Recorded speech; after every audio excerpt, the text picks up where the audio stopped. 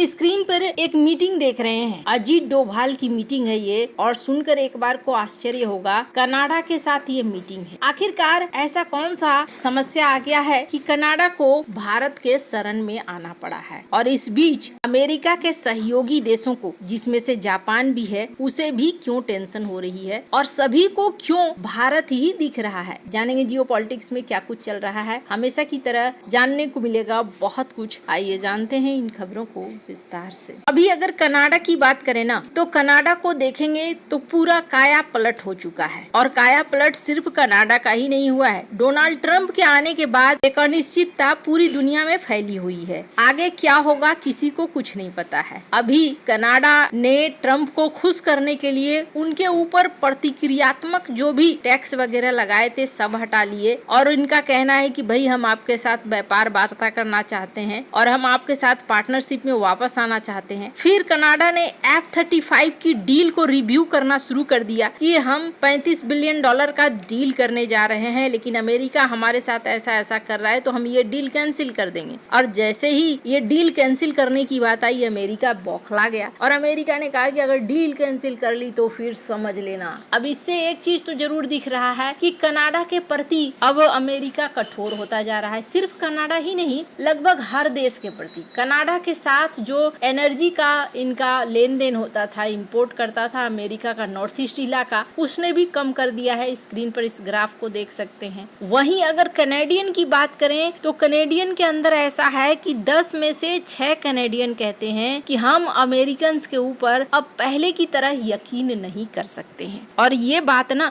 सिर्फ कनाडा नहीं बल्कि कई सारे देश कह रहे हैं। जैसे जापान की तरफ से भी एक स्टेटमेंट आया है और जापान ने कहा कि अमेरिका भारत के साथ जो कर रहा है, जिस तरीके से एक के बाद एक चीजें भारत और अमेरिका के रिश्तों को खराब कर रही हैं, जिनमें साफ दिख रहा है कि पहले टैरिफ लगाया गया भारत के ऊपर, एक टैरिफ का समस्या है। दूसरी चीज ये भी देखी गई कि चाबहार को लेकर भी प्रतिबंध लगा दिया गया, और तीसरा H-1 वीजा को लेकर भी। तो यहाँ देखने को मिल रहा है कि भारत के ऊपर भी अमेरिका दबाव बना रहा है, और इस दबाव को लेकर जापान टेंशन में है। जापान के जो विशेषज्ञ हैं उनका क्या कहना है, साउथ चाइना मॉर्निंग पोस्ट की इस आर्टिकल को देख सकते हैं, जिसमें जापान के विशेषज्ञ का कहना है कि अमेरिका ये सब करके ना एक ऐसी परिस्थिति पैदा कर रहा है जिसमें अमेरिका के ऊपर भी भरोसा नहीं रहेगा, और क्वाड को लेकर भी अनिश्चितता है। एक ऐसा सीन क्रिएट कर रहा है अमेरिका, जिसपे अमेरिका को लेकर अगर भरोसा नहीं है तो क्वाड भी कमजोर होता जाएगा। भारत और अमेरिका का ये तनाव और ये रिश्तों का खराब होना सिर्फ एक देश को फायदा पहुंचाएगा, और वो देश है चाइना। जापान खुद को लेकर भी टेंशन में है कि हमारी सुरक्षा को लेकर अमेरिका ने जो भी वादे किए थे वो सारे अब फेल होते हुए नजर आ रहे हैं। जापान को अगर आप देखेंगे तो मैंने अपने कई वीडियोज में कहा है कि जापान भारत के प्रति भरोसा दिखा रहा है। अभी दुनिया के ना ज्यादातर देश को आप देखेंगे तो वो देश भारत के ऊपर ही भरोसा दिखला रहे हैं। स्क्रीन पर एक तस्वीर जो आपने देखी शुरुआत में, ये तस्वीर किनकी है, अजीत डोभाल मिलने आई हैं कनाडा की NSA, और ये बैठक हुई। इस बैठक पे भारत ने खालिस्तान का मुद्दा उठाया। अब जरा सोचिए, ये वो बैठक है जो जस्टिन ट्रूडो के खराब हुए रिश्तों के बाद हुई है। पहले PM मोदी और कार्नी की मुलाकात हुई और उसके बाद उनका डेलीगेशन आया। दोनों के बीच में राजदूत वगैरह भी फिर से नियुक्त हुए, और अब डेलीगेशन की मीटिंग हो रही है। इस मीटिंग में भारत ने भी अपनी बात प्रमुखता से रखी है। तो यहाँ आपको देखने को मिल रहा है कि कनाडा अब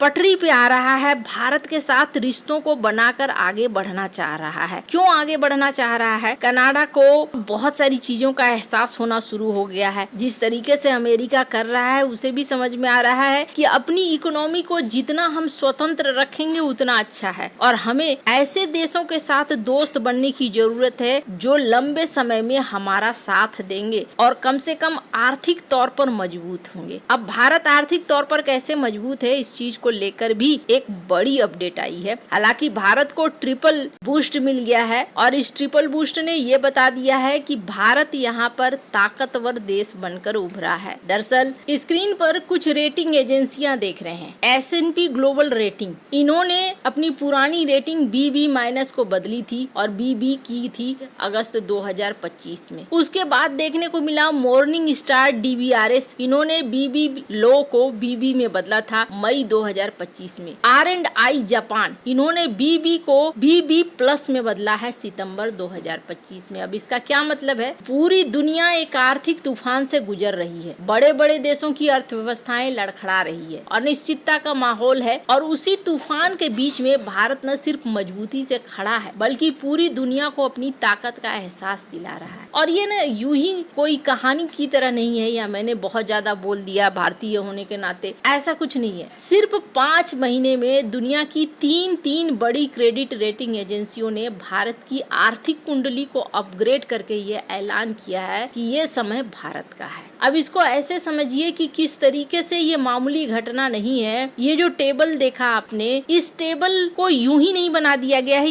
ये कोई लॉटरी नहीं है कि रेटिंग अपग्रेड हो गया, बल्कि यहाँ पर कुछ बातें बताई गई हैं। पहली चीज, दमदार घरेलू मांग है, जिसकी वजह से भारत की सबसे बड़ी ताकत बनकर उभरा है। भारत की सबसे बड़ी ताकत उसके अपने लोग हैं। हमारी विशाल आबादी सिर्फ उपभोग ही नहीं करती है, बल्कि एक ऐसी मजबूत डिमांड पैदा करती है जो बाहरी झटकों से अर्थव्यवस्था को बचाती है। दूसरा है युवा आबादी का जोश। भारत दुनिया के सबसे युवा देशों में से एक है। ये युवा वर्कफोर्स हमारी अर्थव्यवस्था का इंजन है, इनोवेशन और ग्रोथ को रफ्तार दे रहा है। सरकार की सधी हुई चाल भी दिख रही है। R&I ने प्रधानमंत्री मोदी की नीतियों की जमकर तारीफ करी है, चाहे वो मेक इन इंडिया के जरिए मैन्युफैक्चरिंग को बढ़ावा देना हो, या इंफ्रास्ट्रक्चर पर भारी निवेश हो, या फिर देश की ऊर्जा सुरक्षा को मजबूत करना हो, यानी तेल खरीदना भारत ने दबाव में भी बंद नहीं किया। ये भारत की इकोनॉमी के लिए तगड़ा कदम था। इन सभी कदमों ने दुनिया का भरोसा जीता है। इसके अलावा भारत का खजाना भी मजबूत है। सरकार ने फालतू खर्चों पर लगाम लगाई है, टैक्स कलेक्शन को बेहतर बनाया है। इससे देश का वित्तीय घाटा कम हुआ है, जो एक स्वस्थ अर्थव्यवस्था की निशानी भी है। भारत का विदेशी मुद्रा भंडार मजबूत है और विदेशी कर्ज भी कंट्रोल में है। इसका मतलब है कि अगर दुनिया में कोई बड़ा आर्थिक संकट आता भी है तो भारत उसे झेलने के लिए पहले से कहीं ज्यादा तैयार है। अब इसमें सवाल ये है कि इसका आम आदमी की जिंदगी पर क्या असर पड़ेगा। तो भारत अगर वर्ल्ड बैंक वगैरह से लोन लेना चाहेगा तो भारत को यहाँ सस्ते में लोन मिलेगा, जिसका असर भारत के बैंकिंग सेक्टर में भी देखने को मिलेगा। भारत में विदेशी निवेश बढ़ने के आसार हैं। लेकिन कहा जा रहा है ये भी कि अगर ये 50% वाला कॉन्सेप्ट नेक्स्ट फाइनेंशियल ईयर तक भी रहा, भारत के ऊपर ये टैरिफ लगा रहा, तो भारत के लिए कुछ समस्याएं पैदा हो सकती है इकोनॉमिक लेवल पर। लेकिन अधिकांश समस्याओं को भारत एक शर्त पर बहुत अच्छे तरीके से हैंडल कर सकता है, और वो है अपने घरेलू खपत की ओर ध्यान लगाकर। खैर, मेक इन इंडिया के तरफ भारत बढ़ भी रहा है। पीएम मोदी ने कई बार ऐलान भी किया है, पर आने वाले समय में क्या क्या होता है चीजें देखने वाली बात होगी। आपको क्या लगता है इन सब मामले में, आपकी क्या राय है, कमेंट कर जरूर बताएं। जल्द मिलते हैं अगले वीडियो में नई खबर के साथ।